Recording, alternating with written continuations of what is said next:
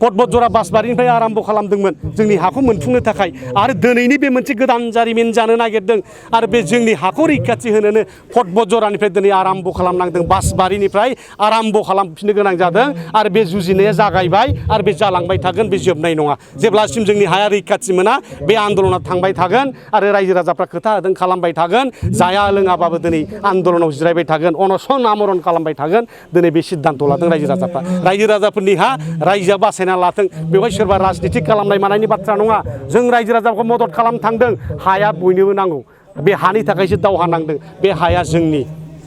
बिनि थाखायसो बे राजनितिक षड़यन्त्र गैया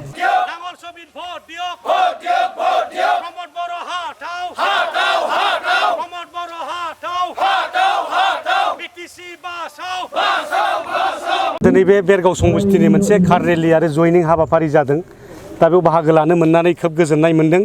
जों क'क्राझारनिफ्राय फुङावनो सफैनानै रायजो राजाफोरनि जे उत्साह बेखौ नुनानै गोजोननाय मोनदों बेनिफ्राय बुजिनो मोनो दिनैनि जे जात्रा बे बिजय जात्रा देरहासारनायनि जात्रा जे फैबाय थानाय बिसायख'थियाव जोङो बेरगाव समस्थिखौ जे देरहाफिनसिगोन बे मोनसे फोरमान जाबाय आरो बेवहाय दा जाय EM दं दावबायसा बिथाङा जेनसिगोन बे रोखा फोरमान जाबाय दिनैनि जे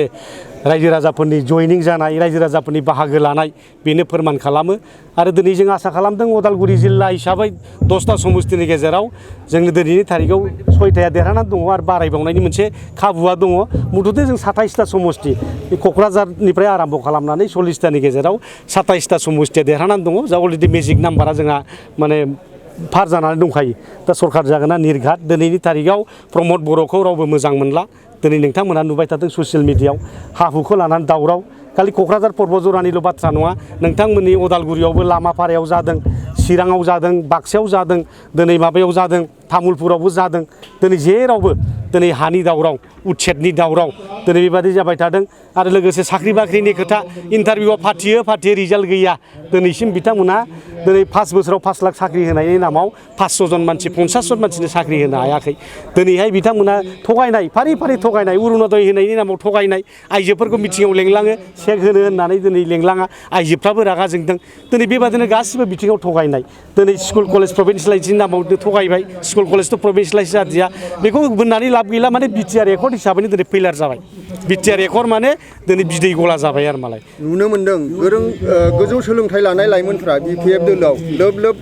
जयनिं जाफैनायखौ मा खारनाव BPF दोलोआव सरकार गैयाबाबो जयनिं जाफैदों दा बेनो फैबाय थानाय बिसायख'थियाव BPFआ देरहाखासिगोन गतिके नों देरहानाय राजनितिक दलजों थायाबा जेननायजों बोरै थानो गोदोनाय नावआव सोर गाखोनो सिनस्रि बायनाय गरायखौ रावबो दाब्राया ओंखायनो दिनै UPPLआ सिनस्रि बायबाय बे नावआ गोदोबाय बैथा गैयै नाव रावबो गाखोआ दिनै लेखा गोरों सेंग्राफोरा मानो जयेन जादों दिनै बे जोंनि सेंग्रा सिख्लाफोरनि जिबनजों दिनै प्रमद बर'आ गेलेबाय थादों जोंनि सेंग्रा सिख्लाफोरखौ दिनै बिथाङा पलिटिकेल सन्त्रास खालामनानै पलिटिकेल टेररिस्ट खालामनानै दिनै गुलि गावाखै खिन्थु साख्रि बाख्रिनि लब देखायनानै दिनै बिथांमोना धंस खालामजोब्बाय 5 लाख साख्रिनि नामाव दिनै बिथाङा गुलि गावनानै होदों जोंनि सेंग्रा सिख्लाफोरनि बिखायाव दिनै बे साख्रिखौ आसा खालामै 5 बोसोर जोबलांबाय दिनै जों जुरुला जालांबाय दिनै पलिटिकेल टेररिस्ट सासे मास्टार माइन्ड पलिटिकेल टेररिस्ट होनोबा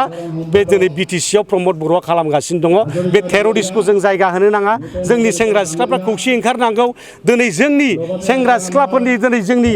फरायसुलिफोरनि जिउजों गेलेदों बड'लेण्ड इउनिभारसिटियाव लेखा साप्लायनायनि नामाव दिनै दिल्लीनि कन्ट्रेक्टर दिनै सोरबा महित जैननि आरो बिथांमोननि लोगोफोरनो दिनै लेखा गांसेनि दामखौ 500 थाखाखौनो 15,000 दामाव दिनै बिथाङा बायनानै दिनै इडुकेसन डिपार्टमेन्टखौ दिनै बेफारसो खालामबाय थादों दिनै गोबां दङ बेबादिनो इडुकेसन डिपार्टमेन्टनि फैसाखौ स्पर्ट्सआव हरनानै बाहायनानै जानाय ISPLआव बाहायनानै जानाय आरो नोंथांमोननि बे उदालगुरि जिल्लानि दिपेन बर' एबसुनि आफादगिरिया बे ISPLनि नामाव कौटि थाखा लुथिनाय दिनै प्रमाना दङ दिनै बिथाङा बुंदों बिथांनि जे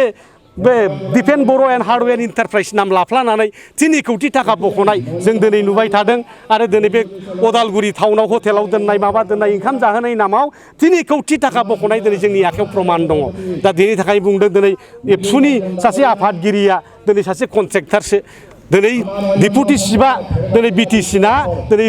माने दिपेन बर'सो गबिन्द बर' नङा गबिन्द बसुमतारी नङा दिनै बिथाङा राजनितिकसो सालायगासिनो दं एबसुखौ दिपेन बर'आ सालायाखै एबसुखौ पलिटिकेल लिडार UPPL नि लिडारफ्रासो सालायगासिनो दं दिनै बेखौ जों नुनो मोनबाय थादों दिनैहाय हानि दावराव पर्बतझरायाव जेरावबो हानि दावराव दिनै बेवहायबो माखासे दिनै दालालिफ्रा लिप्त जानानै जोंनि माने दुखिया रायजोफोरनि हाखौ सेनानै लानानै प्राइभेट कम्पानिनो हा होनानै दिनै गोदाव सोराव खालामनो नाजागासिनो दङ दा बेफोर दुखुनांथाव नाथाय नोंथांमोनखौसो बुंदों दि BPF सरकारासो प्रथमबार 17 बोसोराव जिखिनि आइ दैसानि खाथिनि हाखौ नोंथांमोना बे हाखौहाय रामदेबनो होदोंमोन बेनिफ्राय मा इनकाम मोनखो मा मुलाम्फा मोनगोन नाथाय बिथांमोना बे हाखौ लिस्टआव होदों होनना बुंदों आसाम स्टेट लानानै लिस्टआव लानानै माबा मोनसे बर'फ्रा जौगानायखौ मोनगोन होनना बुंदों दिनै रामदेबनो हा होनाया स्पस्ट बेवहाय लिस्टआव होदों आरो लिस्टनि माबाया आंनि एग्रिमेन्टआव दाबो दङ आं नोंथांमोननो कपि रानना होनो हायो जों लिस्टआव होदों 50 इयार्सनि थाखाय लिस्टआव होदों आरो बेवहाय बोसोरफ्रोमबो बिगासे हायाव 100 थाखा कुरिया खाजना होनांगौ होनना लिरनाय दं आरो बोसोरफ्रोमबो 3% बारायलांबाय थागोन 50 बोसोराव 50 बा 3% बारायलांबाय थागोन दा बेबायदि लिरनाय दङ आरो बेहाय रामदेबा गोसोबादि न' लुद्लाबायनो हाया इउनिट बानायनो हाया आरो बेखौ जों रामदेबा दा जेबो मावाखै होनदों गाबोननो लाफिननो हायो खुनु खोथा गैया बे जोंनि हा जों लिस्टआव होदों खिन्थु दिनैनि तारिखआव दिनै बे पर्बतझरानि हाखौ बिथांमोना आसाम गभर्नमेन्टनोसो एलटमेन्ट होदों द्याट्स मिन्स एलटमेन्ट होनाय माने आसाम गभर्नमेन्टनोसो हाखौ हगारदों आरो आसाम गभर्नमेन्टआसो दिनै बेखौ लिस्टआव आदानिनो होनो नागिरदों होमबा लेन्डआ आन्डार the occupation of the Assam government जाहैबाय दा होमबा बिनि खाजनाबो मोनला माबो मोनला दिनैहाय बे खाजनाखौ आसाम गभर्नमेन्टआसो मोनगोन होमबा जोंनि हाया आसाम गभर्नमेन्टआव थांफिनजोब्बाय दा बे स्पस्ट खोथाया दिनै बिथांमोना लाजिदों बेखौ दिनै लाजिदों दा दिनैहाय बेबादि खालामनो नाङा दिनै बिथांमोना बड'लेण्ड रायजो नांला होननानै बिटिआर सुक्तिनि दारै फाइनाल एन्ड कमप्रिहेन्सिभ होननानै सारेन्डार खालामनानै गारबोबाय दिनै आरो बे हाखौ दिनै दालाल खालामनानै फाननानै जानायनि बेबस्था खालामदों दिनै अकल दिनै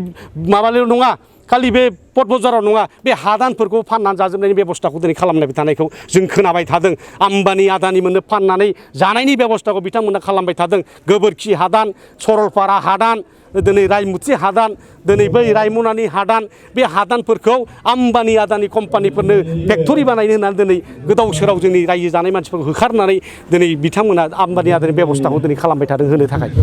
आरो बे डिसि सरकार मोनसे परिबर्तन सरकारसोमोन नङा होनब्ला रलै र' माथो नाथाय BTC सरकारा बुंदोंमोन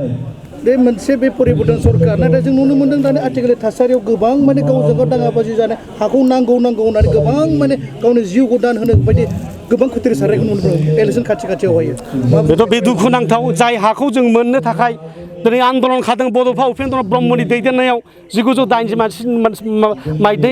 मायथाइनिफ्राय 2 मार्चनिफ्राय आराम्भ खालामदों बे हाखौ मोननोनो जों 7,000नि बारा मानसि थैबाय बे हाखौ मोननोनो गायदे हेलेना थैदों बे हाखौ मोननोनो हाजार हाजार आइजोफोर जिनाहारि खालामजादों बुमखायाव हरसेयाव 12 जन दिनै जिनाहारि खालामजादों होमबा मा थाखो बे हाखौ जुदि गुबुन कम्पानिफोरनो होदलाबायनानै जोंहा मा लाब थाखो दा ओंखायनो बे दुखुनांथाव दिनैबो जोंनि रायजो राजाफ्रा बे पर्बतझरानि रायजो राजाफ्रा जिउ बावनो राजि खिन्थु हाखौ होनायाव गैया बे जों बे हाखौ जुजिनो थाखाय मोननांदों दिनैहाय जिउ फोजोबनांदों आरो दिनैबो बे हाखौनो दिनै माने रैखाथि होफैनो थाखाय बिथांमोना जुजिगासिनो दङ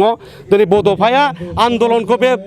पर्बतझरा बासबारिनिफ्राय आराम्भ खालामदोंमोन जोंनि हाखौ मोनफुंनो थाखाय आरो दिनैनि बे मोनसे गोदान जारिमिन जानो नागिरदों आरो बे जोंनि हाखौ रैखाथि होनोनो पर्बतझरानिफ्राय दिनै आराम्भ खालामनांदों बासबारिनिफ्राय आराम्भ खालामफिननो गोनां जादों आरो बे जुजिनाया जागायबाय आरो बे जालांबाय थागोन बे जोबनाय नङा जेब्लासिम जोंनि हाया रैखाथि मोना बे आन्दलना थांबाय थागोन आरो रायजो राजाफ्रा खोथा होदों खालामबाय थागोन जाया लोङाबाबो दिनै आन्दलनाव जिरायबाय थागोन अनसन आमरन खालामबाय थागोन दिनै बे सिद्धान्त लादों रायजो राजाफोरनि हा रायजोआ बासायना लाथों बेवहाय सोरबा राजनितिक खालामनाय मानायनि बाथ्रा नङा जों रायजो राजाखौ मदद खालामनो थांदों हाया बयनोबो नांगौ बे हानि थाखायसो दावहा नांदों बे हाया जोंनि